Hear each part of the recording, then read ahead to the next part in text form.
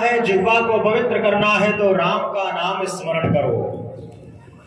ये जरूरी नहीं कि आपके पास कोई मंत्र हो, उस मंत्र का ही जाप करो, कोई बात नहीं है। आपने फोन आ रहा है आपके मोबाइल पर, तो उससे नमस्ते मत करो, राधे राधे, हाय हेलो छोड़िए, राधे राधे बोलिए। हाय हेलो छोड़िए और राधे राधे बोलिए, और अपनी किस्मत साथ में बोलिए, और अपनी खाली अरमाली को भी भर लीजिए। फोन आ गया, आप नमस्ते मत करो, राधे राधे बोलो। आपके दरवाजे पर कोई आया, उससे भी राधे राधे बोल करके ही आप उसका स्वागत करिए। भजन तो अपने आप हो जाएगा। आपके वहां दूध वाला आया, उससे कह दीजिए भैया घंटी मत बजाओ, राधे राधे बोला करो जब आया करो।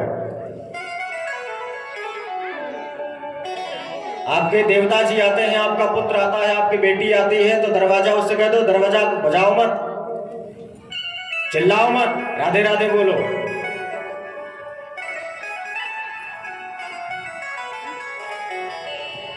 सुबह गुड मॉर्निंग नहीं करना है, उठते ही good morning, good afternoon, good evening नहीं। सुबह उठे, प्रातःकाल उठे, राधे राधे, दोपहर हुई, राधे राधे, संध्या का समय हुआ, राधे राधे।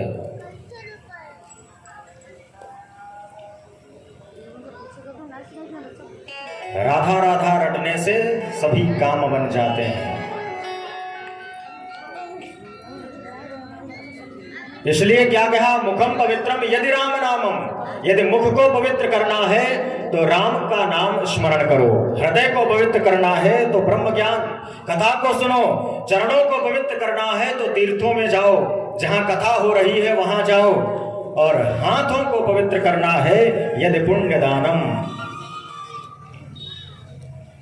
महाराज पुण्य दान करिए।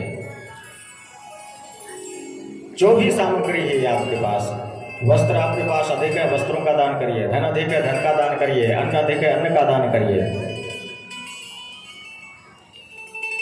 जीवन को भक्तिमय बनाने का प्रयास करें। 7 दिन तक आपने 3 घंटे का समय निकाला, 20-22 घंटे 25 घंटे आपने समय निकाला। उस समय निकालने से फायदा क्या होगा ये देखिए आप।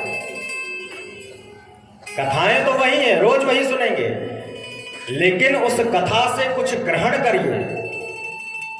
अरे आप झाड़ू लगा रहे हैं, झाड़ू लगाते समय ही राधे राधे बोलते रहे मन में। भोजन बना रहे हैं, भोजन बनाते समय ही राधे राधे बोलते रहिए।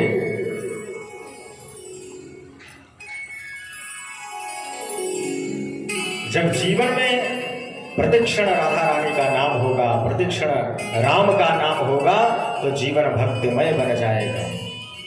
तभी कृपा होगी। कृपा साधारण नहीं होती है। जिज्ञासा जब तक नहीं होगी, उत्कंठा नहीं होगी, लालसा नहीं होगी। हम आईएएस की तैयारी कर रहे हैं, तो उस तैयारी में हमको उस लक्ष्य को पाना है। तो उस लक्ष्य को पाने के लिए हमारे अंदर जब तक दृढ़ता नहीं होगी, हम पूर्ण तरीके से जब तक दृढ़ नहीं होंगे, विश्वास हमारे अंदर जागृत हो जाए कि हमें सफलता मिलेगी, कैसे नहीं मिलेगी। अरे जिसने हेलीकॉप्टर बना दिया महाराज, उड़ने वाली मशीन बना दी, वो भी तो कोई व्यक्ति ही था, कोई मनुष्य था, वो भी तो इंसान ही था। लेकिन हमारे अंदर वो लालसा नहीं होती है। स्वामी विवेकानंद जी से किसी ने प्रश्न कर दिया, महाराज मैंने तो ऐसा सुना है कि आप भगवान का दर्शन करा देते हैं, आप भगवत दर्शन करा देते हैं, क्या मुझे दर्शन कराएंगे? स्वामी जी ने कहा बिल्कुल कराएंगे, सुबह आ जाना। महाराज सुबह बुला लिया, जाओ इस सरोवर में स्नान करके आओ। विवेकानंद जी पीछे पीछे जा रहे हैं, ये भक्त आगे आगे स्नान करने। जैसे ही उस नदी में, उस सरोवर में प्रवेश किया, स्वामी जी ने उसकी गर्दन को पकड़ लिया और उसी 1 मिनट के लिए उसी सरोवर में उसको डुबोए रखा। वो छटपटाने लगा, तड़पड़ाने लगा, वो तड़प रहा है अपने प्राणों को बचाने के लिए। अरे मुझे निकालो, बाहर निकालो, छोड़ दो मुझे, मार डालोगे मुझे। स्वामी जी ने उसे निकाला और क्या कहते हैं, देखो जब इस प्रकार की छटपटाहट जैसे तुम्हें अपने प्राणों को बचाने के लिए छटपटाहट हो रही थी, वही छटपटाहट उस कन्हैया को, उस गोविंद को प्राप्त करने के लिए हो जाएगी। उसी दिन गोविंद कृपा कर देगा। लगन लग जाए एक बार, और जब तक लगन नहीं लगेगी तब तक कुछ नहीं होने वाला है। ध्रुव जी महाराज के अंदर क्या था? लगन लग गई थी, तभी तो कृपा हुई। और यदि उसकी कृपा नहीं होती तो बांके बिहारी मंदिर में महाराज लाइन नहीं लगती।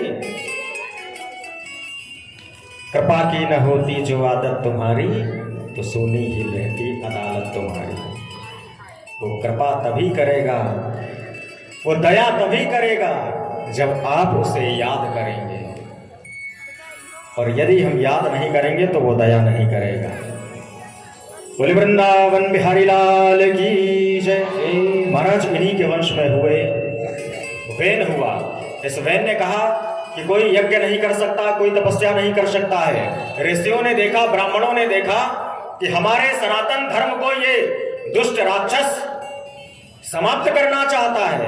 आज भी यही स्थिति हो रही है। हमारे सनातन धर्म पर बहुत बड़ा कुठाराघात हो रहा है। लोग अंदर ही अंदर हमारे सनातन धर्म की जड़ों को काटने का प्रयास कर रहे हैं, षड्यंत्र रच रहे हैं कि किसी प्रकार ये सनातन धर्म नष्ट हो जाए। लेकिन हम हिंदू, हम सनातन धर्मी इन सब भूले बैठे हुए हैं। यदि हमारे गांव में, हमारे नगर में, हमारे क्षेत्र में कथा हो रही हो तो हमारे पास समय नहीं है, और यदि नौटंकी होने लगे तो महाराज भीड़ का पारावार नहीं रहता है, कितनी भीड़ है। ये सनातन धर्म किससे बचेगा? हम और आप से ही बचेगा सनातन धर्म। जिस दिन हम अपने धर्म को बचाने का प्रयास नहीं करेंगे, ये ध्यान रखना, धर्म भी हमारी रक्षा नहीं करेगा। यदि अपनी रक्षा चाहते हैं तो धर्म की रक्षा करने के लिए तैयार हो जाओ। लोग ये चाहते हैं कि सनातन धर्म नष्ट हो जाए, क्योंकि इस सनातन धर्म में ऐसे ऐसे संस्कार हैं जो संस्कार महाराज इस धर्म को बचा रहे हैं, इस सनातन संस्कृति को बचा रहे हैं। हमारी संस्कृति ही विदेशों में महाराज इस्कॉन का इतना ज्यादा प्रचार है। लोग हरे कृष्ण कृष्ण कृष्ण हरे हरे, हरे राम राम राम हरे हरे, इसका कीर्तन करते हैं। कुछ नहीं करना है।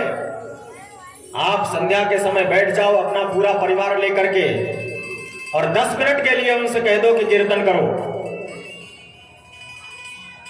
रोज समय नहीं मिल रहा है, छोड़ दो, कोई बात नहीं। एक दिन ऐसा समय निकाल लीजिए। आप किट्टी पार्टी मनाते हैं और जाने कौन कौन सी पार्टी मनाते हैं, एक दिन निकाल लीजिए, मंगलवार या शनिवार। जितने आपके इष्ट मित्र हैं, जितने आपके संबंधी हैं, उन सभी संबंधियों को बुलाइए और कहिए आज हमारे वहां हनुमान चालीसा और सुंदरकांड का पाठ है, आप सभी आइए यहाँ। इससे क्या होगा? इससे आने वाली पीढ़ी में संस्कार बढ़ेगा, हमारे धर्म का प्रचार होगा, हमारा धर्म बढ़ेगा। कौन करेगा ये? आज की संस्कृति, सनातन संस्कृति यदि हम आप भूल जाएंगे तो आगे आने वाली पीढ़ी, वो तो महाराज फिर क्या करेंगे? वो चर्च में जाकर के कैंडल जलाएंगे। और संप्रदायों को देख लीजिए, 5-5 बार जाते हैं महाराज।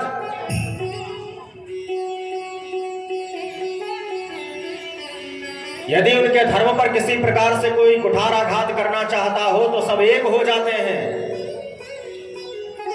लेकिन हम क्या कहते हैं? यदि किसी मंदिर को कोई तोड़ने का प्रयास करता है, किसी मूर्ति को हटाने का प्रयास करता है, तो हम लोग क्या कह देते हैं? कोई बात नहीं, मुझे क्या करना, करने दो जो कुछ कर रहे हैं, हमें क्या करना, हम इस बछड़े में नहीं पड़ेंगे। ये ध्यान रखना, यदि आज संस्कृति को बचाने के लिए, अपने सनातन धर्म को बचाने के लिए आप सजग नहीं हुए, जागृत नहीं हुए, तो आने वाले समय में ये भागवत कथा, कीर्तन, पूजा पाठ, नवरात्र का व्रत, देवी मंदिर में जाकर के आप चाहें कि पूजा कर लें, नहीं जा सकते, जा ही नहीं पाएंगे महाराज, बिल्कुल बंद कर दिया जाएगा सब। इसलिए मैं ये प्रार्थना करूंगा, ये निवेदन करूंगा कि जहां भी कोई भले ही छोटा कार्यक्रम हो रहा हो, धार्मिक कार्य हो रहा हो, वहां आप अपने तन से, अपने मन से और अपने धन से सहयोग जरूर करें, जिससे वो धार्मिक कार्य का प्रसार हो, उसका वो बढ़े। कैसे कैसे कितने बड़े बड़े राक्षसों ने सनातन धर्म को समाप्त करना चाहा, लेकिन ये सनातन आदि है, अनंत है। ये कब प्रकट हुआ इसको किसी ने कोई पता नहीं लगा पाया है इसका। और जितने धर्म है वो सब बाद में निकले। हमारे ही सनातन धर्म के 10 सूत्रों में से एक एक पंथ को ले लिया, एक एक सूत्र को ले लिया और अपना अपना धर्म बना लिया। हमारे सनातन धर्म का एक सूत्र है समर्पण। हमारी जो सबसे प्रिय वस्तु है, हमारी जो सबसे प्रिय वस्तु है, हम उसका समर्पण कर दें। हमारा सनातन धर्म कहता है कि हम जिसको सबसे अधिक प्यार करते हैं उसे हम गोविंद के चरणों में चढ़ा दें। यही एक सूत्र ले लिया दूसरे लोगों ने। उन्होंने क्या कर दिया, एक विकृत धर्म बना दिया, कुर्बानी, जीवों की हत्या होने लगी।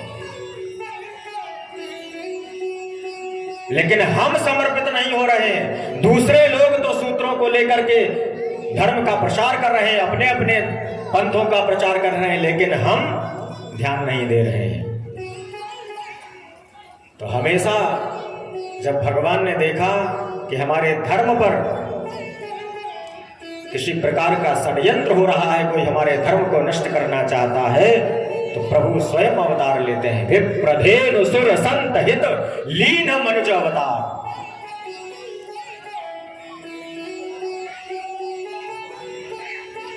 कलयुग अधिक बढ़ेगा तो भगवान स्वयं अवतार लेंगे कल्कि के रूप में, विष्णु यश नामक ब्राह्मण के वहां। और जितने दुष्ट राजा हैं, जितने अत्याचारी लोग हैं, उन सबका नाश करके महाराज पुनः सतयुग की स्थापना करेंगे। संतों और ब्राह्मणों को ये कार्य दिया गया, चौकीदार बनाया गया है संतों और ब्राह्मणों को। काहे का चौकीदार? ये सनातन धर्म की रक्षा कौन करेगा? लोगों को बताएगा कौन? संत और ब्राह्मण। आपके नगर में, आपके गांव में, आपके घर में कोई संत आ रहा है तो समझ लीजिए बहुत बड़ा सौभाग्य है। आपको वो मार्ग बताएंगे। शास्त्र कहता है कि ब्राह्मणों को चौकीदार बनाया है, और चौकीदार का काम क्या होता है? हमेशा जगाते रहना। मैं भी तो चौकीदार ही हूं। कैसे चौकीदार हूं बताऊं? अरे आप लोग तो महाराज जमीन पर बैठे हैं, तो आप कौन हुए? जमीन पर बैठने वाला कौन होता है? जमींदार। और चौकी पर बैठने वाला कौन होता है? चौकीदार। तो मैं तो आप सबका चौकीदार हूं। इसलिए बार बार आपसे मैं कहता हूं कि हर समय आप तैयार रहें, जागृत हो।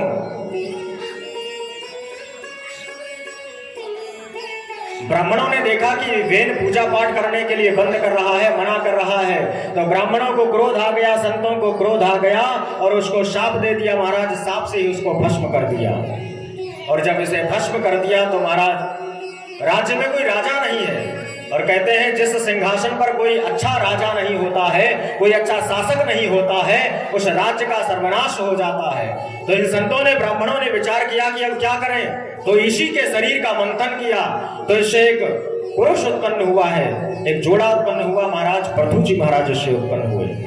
पृथु जी महाराज इसी वेन से उत्पन्न हुए। इनकी पत्नी दक्षिणा। पृथु जी महाराज ने 100 अश्वमेध यज्ञ किए। इसी अश्वमेध यज्ञ में देवराज इंद्र को लगा कि ये पृथु जी महाराज यदि 100 अश्वमेध यज्ञ कर लेंगे तो इंद्र बन जाएंगे, कहीं ऐसा न हो कि मुझे अपना पद त्यागना पड़े। तो इसने क्या किया? पाखंड फैला दिया। महाराज जो अश्वमेध यज्ञ में जो घोड़ा छोड़ा जाता है, उस घोड़े को ये इसने छुपा लिया। बाद में महाराज पृथु को क्रोध आ गया और उन्होंने ब्राह्मणों से कहा देवराज इंद्र के सहित आहुति दे दो।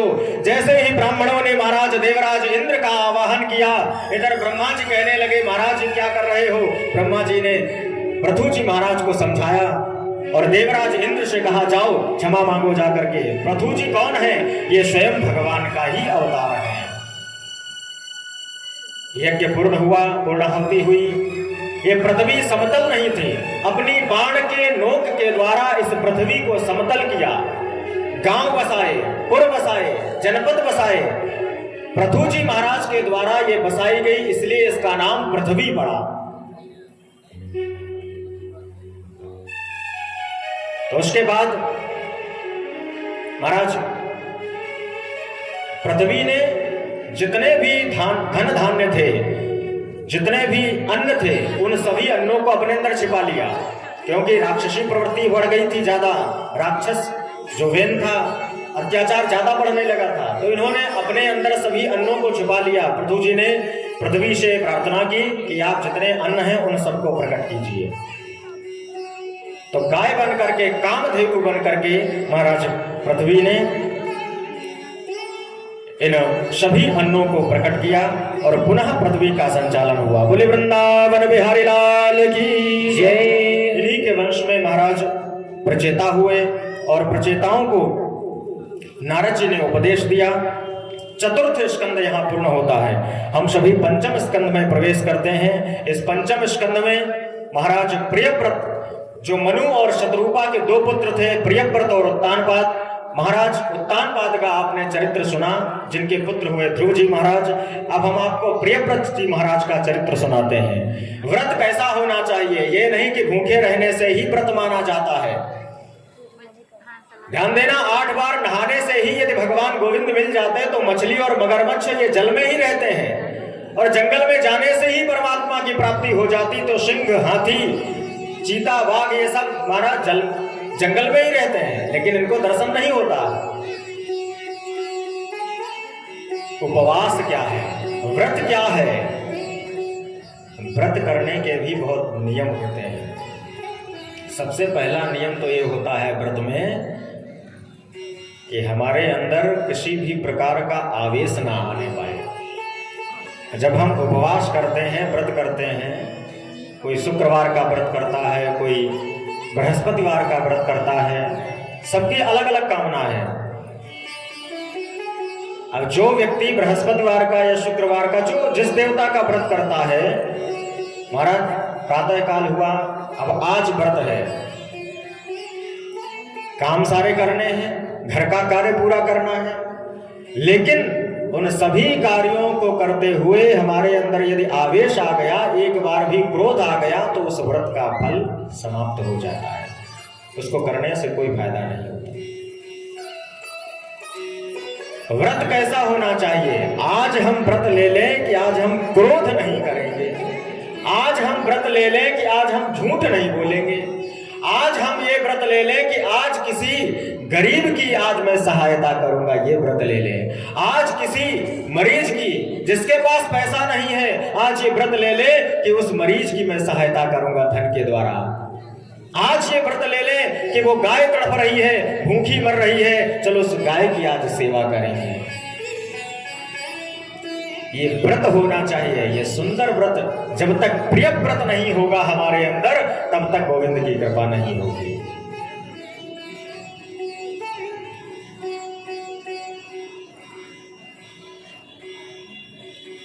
आश्रय हमें कब मिलेगा? आश्रय हमें तभी मिलेगा जब महाराज अष्टादश पुराणेषु व्यासस्य वचनद्वयम् परोपकारः पुण्याय पापाय परपीडनम्। अष्टादश पुराणेषु व्यासस्य वचनद्वयम् परोपकारः पुण्याय पापाय परपीडनम् आत्मनः प्रतिकूलानि परेषां न समाचरेत्। परोपकारः पुण्याय पापाय परपीडनम्। ध्यान देना, अष्टादश पुराणेषु 18 पुराण में ये लिखा है व्यासस्य वचनद्वयम्। व्यासी महाराज भी यही कहते हैं कि परोपकार करो। कोई व्यक्ति परेशान है, किसी के पास धन नहीं है, गरीब है, खाने के लिए अन्न नहीं है, व्यवस्था कर दो उसके लिए, वो भूखा न रहे। आत्मनः प्रतिकूलानि परेशान न समाचरेत्। मैं गाली स्वीकार नहीं करता हूं, मुझे अपशब्द पसंद नहीं है, लेकिन दूसरे को, सामने वाले को कहते हैं जो शब्द मुझे पसंद नहीं है, जो व्यवहार मुझे पसंद नहीं है, वो व्यवहार हम सामने वाले के लिए न करें। तब गोविंद की कृपा होगी। धर्म क्या है? यही धर्म है। तो ये व्रत हमारा होना चाहिए। प्रियव्रत भगवत भक्त थे। उपवास क्या है? उपसमीपे अशनम। हमारा वास गोविंद के चरणों में हो जाए, हमारा वास बांके बिहारी के चरणों में हो जाए, हमारा वास मां संकटा के चरणों में हो जाए, हम ये प्रार्थना करें। भगवत प्राप्ति के लिए शरीर को